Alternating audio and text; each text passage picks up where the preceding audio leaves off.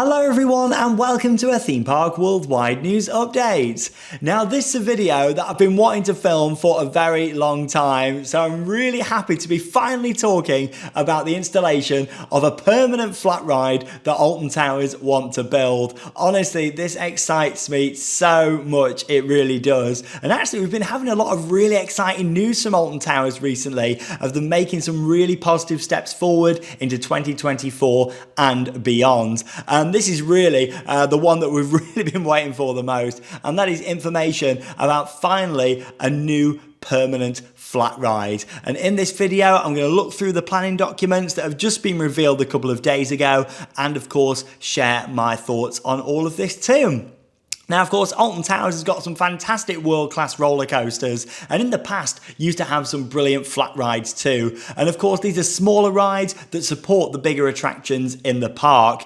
However, of course, many of them got removed over the years. One by one, we saw all of these permanent flat rides taken away. So yeah, they ended up with a situation where they needed to add some more capacity to the park during the pandemic, that the Retro Squad came in, which was 3 temporary rides, along with a 4th temporary ride, which is Flavio's Fabulous Fandango in the world of David Walliams. So we did see these rides brought into place, and the Retro Squad were there for 3 years, which is quite a long time really to have some temporary rides in the park. But finally, we have news of a replacement, which is really positive to hear. The Retro Squad left at the end of the 2023 season. I was really happy about that, and I was hoping that this meant that Alton Towers were looking forward at some permanent flat rides, and it seems that that is the case. Now, we've got details about one. I'm hoping we get more details about more very soon. But this is known as Project Ocean, which is quite an interesting name. I'll come more onto that later on. And this is set for Forbidden Valley. Now, all of the planning documents have now been revealed, but with this, doesn't actually show the ride itself, which does add to the mystery. However, we've got all the details about the location, all the different buildings and infrastructure, such as the queue line that will be going into place, and also a look at the dimensions for the building and the ride that they want to put in just here. So we'll kind of put it all together and see what happens from there. Now, this is set to be located on the former site of Ripsaw, and then of course later Funk and Fly, which is one of them Retro Squad rides. But Ripsaw was a classic Huss top spin. It opened back in 1997 and was removed at the end of the 2015 season. Of course, 2015 was a tough year for the park. We saw a lot of operational changes and rides actually removed, and one of those was Ripsaw. It was taken away and it wasn't replaced with anything permanent. And then, of course, after the pandemic, we kind of saw Funk and Fly come in. That lasted for 3 years. In fact, out of all the Retro Squad rides, Funk and Fly is the one that stayed for the longest period. 3 seasons of operation. That ride was on the former site of Ripsaw, right opposite Nemesis, next to the Coffee Lounge in Forbidden Valley. And as much as the ride experience was good fun, the same with all of the Retro Squads, it felt out of place in a themed experience like Alton Towers. So that has now left, and they are looking to replace it with a permanent flat ride in that location. Honestly, I'm so happy to finally just be talking about a permanent flat ride coming in. Now, what's really interesting about this one is that it's not just going to take up the former location of where Ripsaw was. They're actually changing that whole kind of pathway and infrastructure in that area too, which is really interesting. So if I go into the overall kind of statistics for the size of this, it's quite interesting. So it's going to be 11.5 meters in length, 14.5 meters in width. However, the ride will be built on top of a 4.8 meter tall building, meaning a total height, so the building and the ride system itself, of around 18 meters. Now, of course, because of Alton Towers, they can't build above the tree height, but pushing to 18 meters in this location is really positive to see, you know, because it means it's going to create a nice visual kind of energy in this part of the park, much like Ripsaw used to be. Now,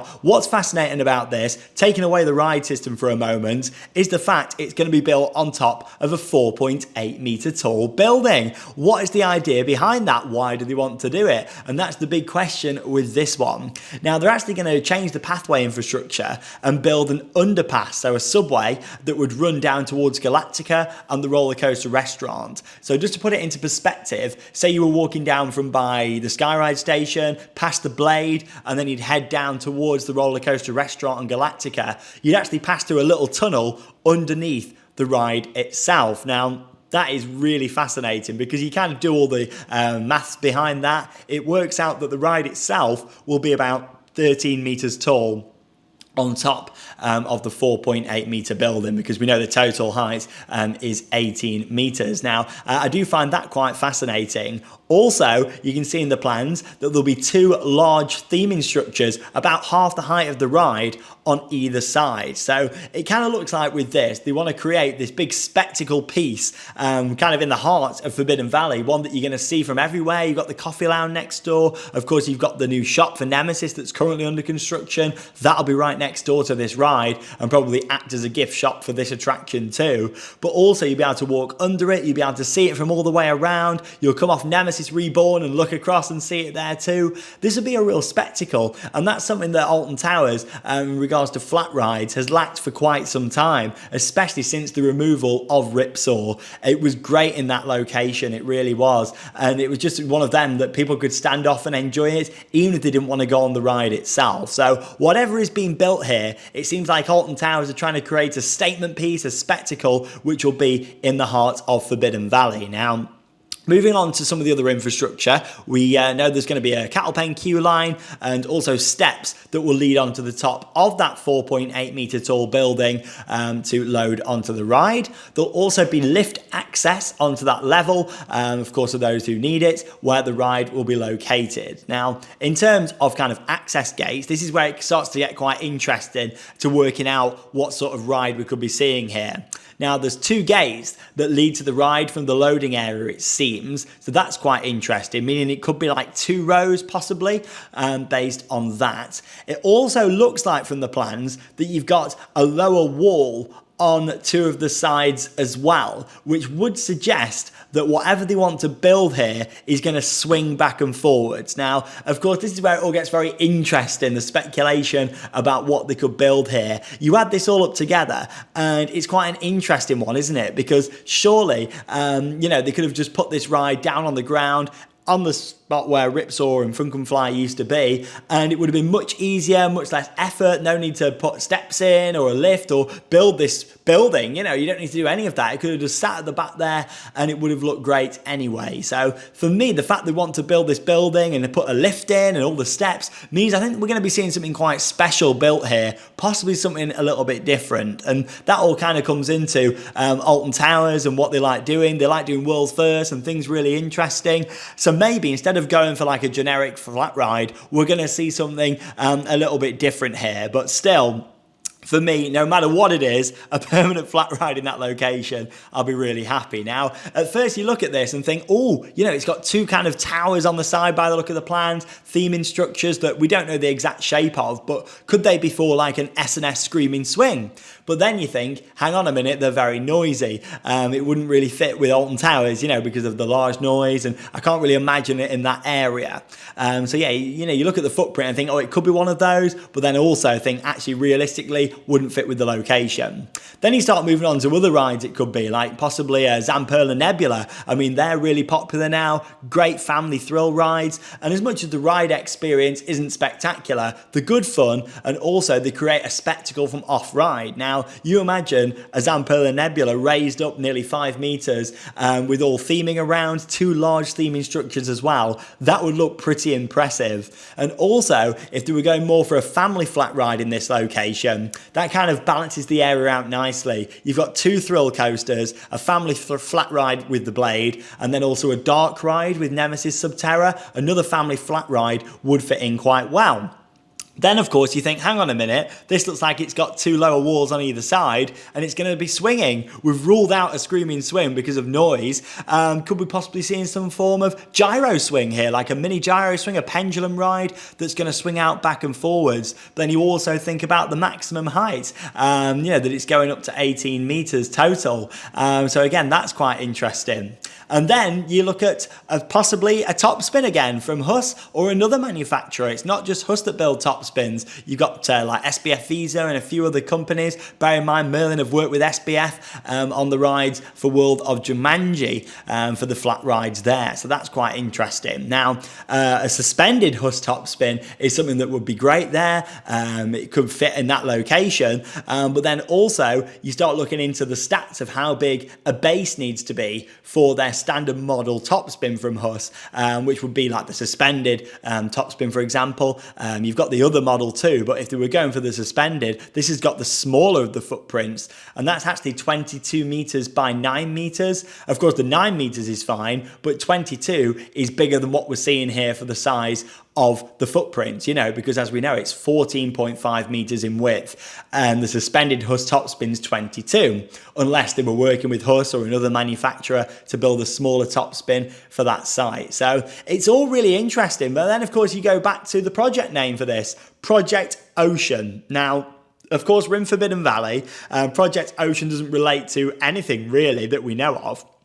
But it's obviously ocean, water, you put two and two together and think, could this be some sort of water-based ride? I mean, you know, obviously the location that we've got here isn't big enough for like a log flume or anything like that. It's clear this is going to be a flat ride, but the fact it says Project Ocean is quite interesting. Or does that mean we're going to be seeing something like a top spin, but then using a fountain package again, like Ripsaw used to be? Because if you remember, you know, Ripsaw was a bit of a soaker of a ride at times as well, with how that was put together with the fountain package. So it's a really interesting one. I think it's too early to call it yet. Bear in mind, in these plans, you can just see a big box basically to represent what will be this ride. I don't think it's going to be an indoor ride, you know, in that building as it would state that in the plans. That's literally the box is showing the outline of where the ride footprint is going to be and how tall it's going to be as well. So it's an interesting one. Height-wise, a top spin does make sense there. In fact, it works out at exactly about 18 meters with the building and putting a top spin on top.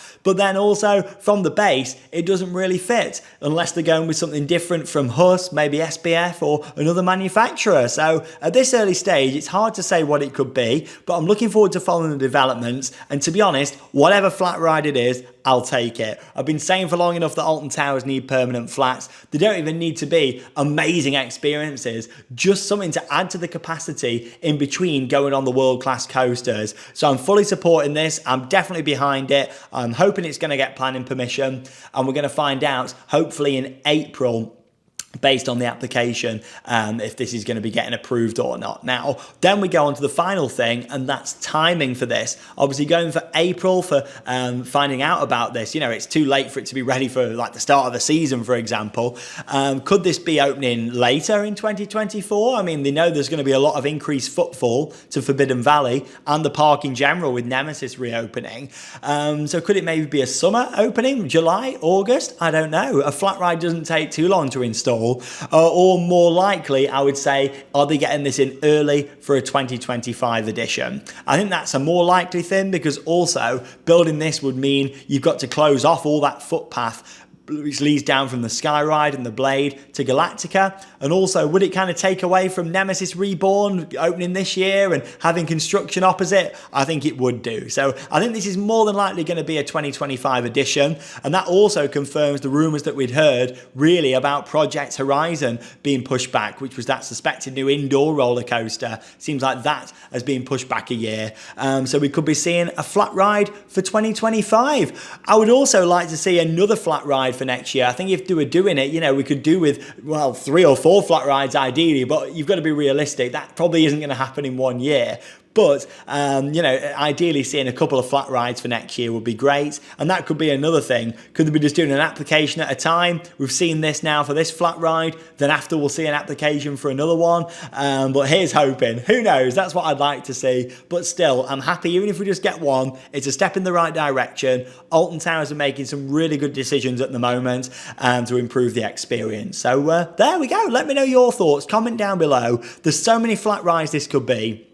There's so much that could fit on that space. You imagine it'll end up being like a double-deck carousel or something that'll go on there, but you never know. It's going to be interesting to see. I think knowing Alton Towers and what they like to do, it could be something quite special, something quite different, but we'll keep you updated here on Theme Park Worldwide with all of the latest. If I could pick one thing to put on there myself, I would definitely like to see a top spin again, mainly because Ripsaw was iconic, it was a well-loved ride, and it was fantastic from off-ride too. And I think going for a suspended model of that would be fantastic. But there we go, another project. It's Project Ocean. It's a new flat ride for Forbidden Valley, and that's a welcome thing in my opinion.